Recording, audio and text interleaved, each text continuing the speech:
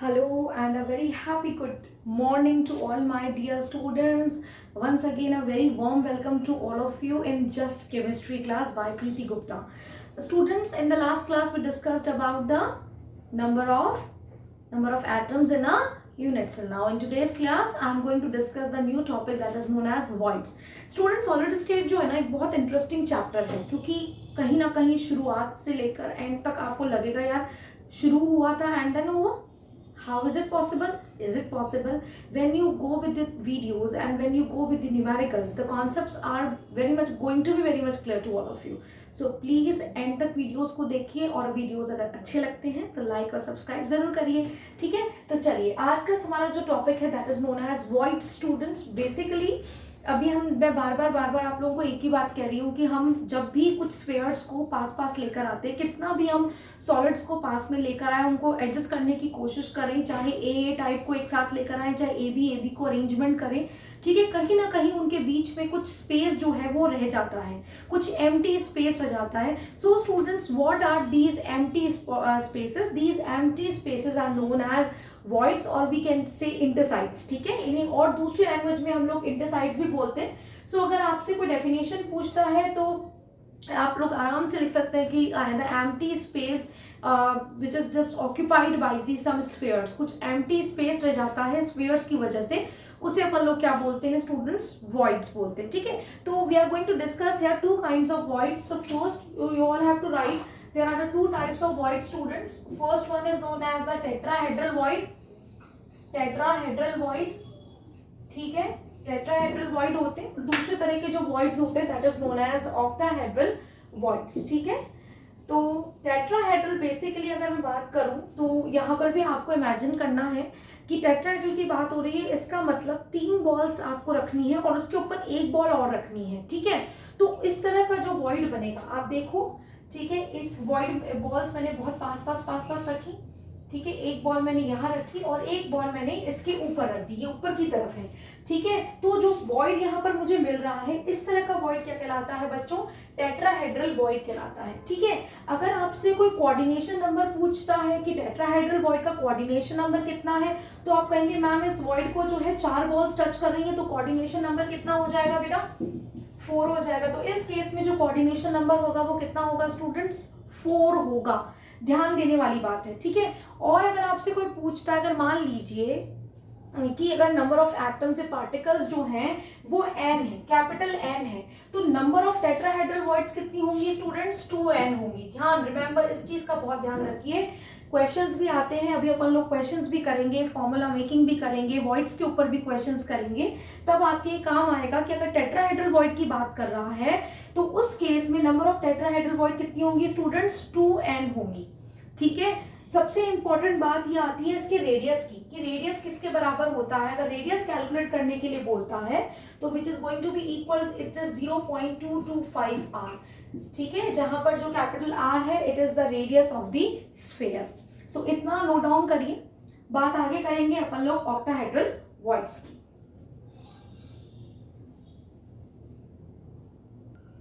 चलिए, कॉपी कर लिया है तो आगे बढ़ते हैं. That is known as octahedral void.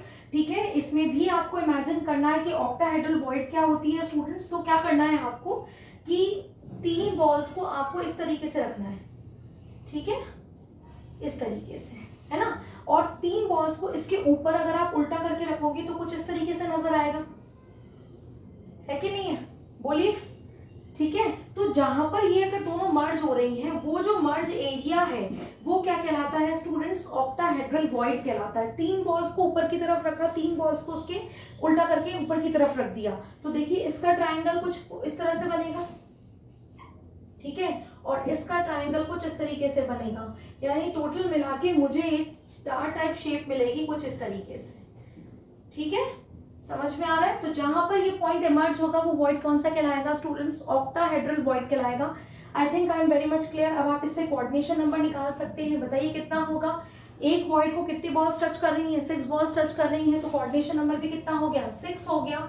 ध्यान देने बात यहाँ पर ये है कि इस केस के अंदर जो नंबर ऑफ ऑक्टाहेड्रल वॉइड होगी वो कितनी होगी स्टूडेंट्स? n.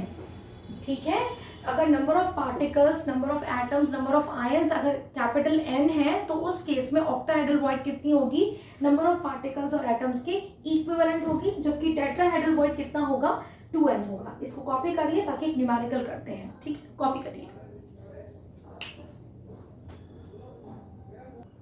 चलिए स्टूडेंट्स एक न्यूमेरिकल करते हैं जो कि आपके जनरली जो है क्वेश्चंस आते हैं इस तरह के, बोर्ड्स में भी आते हैं, नीट में भी आते हैं।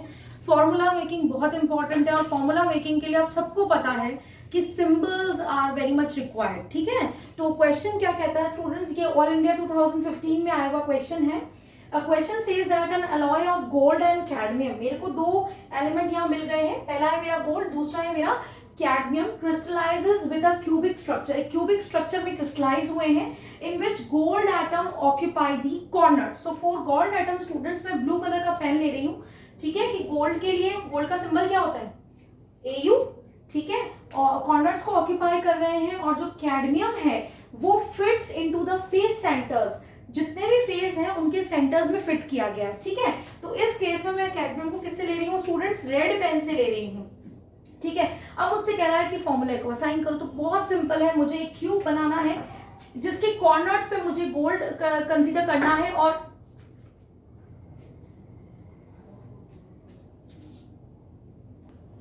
सो नाउ स्टूडेंट्स, ठीक है, तो क्यूब, अपन एक क्यूब बना लेते हैं, मैं ब्लैक पेन का इस्तेमाल कर रही हूँ क्यूब बनाने में।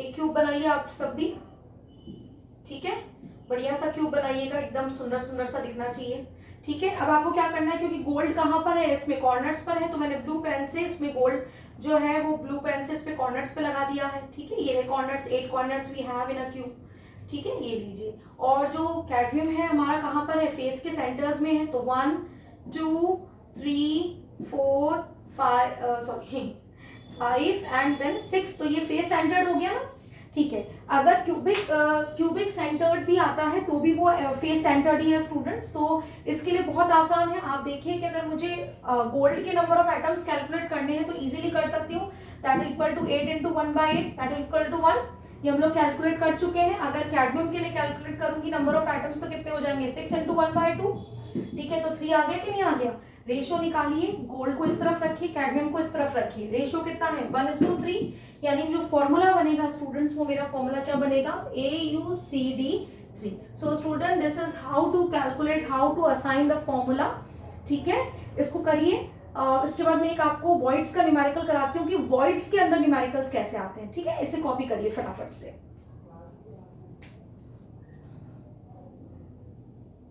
Now student, coming back to the next numerical, the next numerical says that what is the formula of a compound in which the element Y forms CCP lattice. So students आप confuse मत होइए, CCP का मतलब होता है cubic closed packed, ठीक है, या फेस सेंटर्ड कह लो, ठीक है। CCP आ जाए या FCC आ जाए, दोनों ही क्या है, सेम है। तो नंबर ऑफ एटम्स जो FCC के लिए होंगे वही किसके लिए होंगे, CCP के लिए होंगे, ठीक है। And atoms of X occupy 2/3 of tetrahedral void. Here TV means tetrahedral void. Television नहीं है, ये क्या लिखा हुआ है, tetrahedral void लिखा हुआ है, ठीक है। तो क्वेश्चन को करने का तरीका क्या होता है, सबसे पहले तो आपको ये देखना है स्टूडेंट्स कि अगर मैं आंसर कैलकुलेट करूं, 4 ऑप्शन मेरे पास है, ठीक है, 2/3 कैलकुलेट करना है, तो कहीं ना कहीं ये XY तो स्किप हो गया, ठीक है। कैसे कैलकुलेट करोगे, हमें पता है नंबर ऑफ टेट्राहेड्रल वॉइड, अब यही बताया है, टेट्राहेड्रल वॉइड कितनी होती है, 2n होती है, ठीक है। n का मतलब क्या हो गया, नंबर ऑफ पार्टिकल्स, ठीक है। नंबर ऑफ पार्टिकल्स अगर मैं इसकी बात करूं तो 2 into y हो जाएगा कि नहीं हो जाएगा, ठीक है। या number of number of atoms in y, ठीक है, कैलकुलेट कर लिया अपन ने 2y से। हमें स्ट्रक्चर कौन सा, y फॉर्म CCP लैटिस दे रखा है। CCP का मतलब हमें बताया फेस सेंटर्ड क्यूबिक होता है, इसका मतलब कहीं ना कहीं इस पे नंबर ऑफ एटम्स कितने हो जाएंगे, 4, ठीक है। तो अगर मैं FCC कहूं वो ही मैं क्या कह रही हूँ, CCP कह रही हूँ, ठीक है। तो जो नंबर ऑफ एटम्स होते हैं वो कितने हो जाएंगे स्टूडेंट्स, 4 हो जाएंगे ना। तो Y के केस में कितना हो गया, नंबर ऑफ एटम्स कितने हो गए, 4, ठीक है। तो ये किसके अंदर हो गए, Y के अंदर हो गए, नंबर ऑफ एटम्स कितने हो गए, 4 हो गए। तो अगर आपसे कहा जाए कि नंबर ऑफ टेट्राहेड्रल वॉइड कितनी हो जाएगी, नंबर ऑफ टेट्राहेड्रल वॉइड कितनी हो जाएगी, 2n, that will be equal to 2 into 4, that will be equal to 8 हो जाएगा कि नहीं हो जाएगा, उसके बाद क्या कह रहा है, atoms of x occupied 2/3 of TV, कितना कैलकुलेट करवा रहा है, नंबर क्या कर रहा है इसका, 2/3 कर रहा है, यानी कि आपको जो 2/3 है किसका है, इसका है 2/3, ठीक है। तो आपको कैसे निकालेंगे, नंबर ऑफ एटम्स कैसे निकालोगे, number of atoms is equals to आपका हो जाएगा that will be equal to 2/3 हो रहा है, ठीक है। इतना कॉपी करिए, फिर बताती हूँ कि 2/3 कैसे होएगा, ठीक है। 2/3 करिए, इसका कैसे निकालेंगे, y x के लिए निकालना है, ठीक है। y का कितना है, 2/3 है, तो ये कितना हो जाएगा 8 into 2/3 that will be equal to 16/3, बोलिए, ठीक है। अब इस केस में आप रेशियो निकालिए किसका, x और y का, कितना रेशियो है 16:3, तो इसका है ना बेटा, है ना, और इसका कितना आ रहा है आपका 4 आ रहा है, ठीक है। कैलकुलेट करिए कितना आंसर आएगा आपका, ठीक है। ये कैलकुलेशन पे आपका आ रहा है 4:3, तो आपका जो रेशियो बनेगा 4:3, यानी आपका रेशियो बनेगा x4 y3. So by this we can easily calculate the formula of a given compound. So I hope I am very much clear. Please do, so many numericals are there in your NCERT. I hope you are very much clear about that. If you have any query, just write in the comment box. So that's all for today's class, students. Thank you.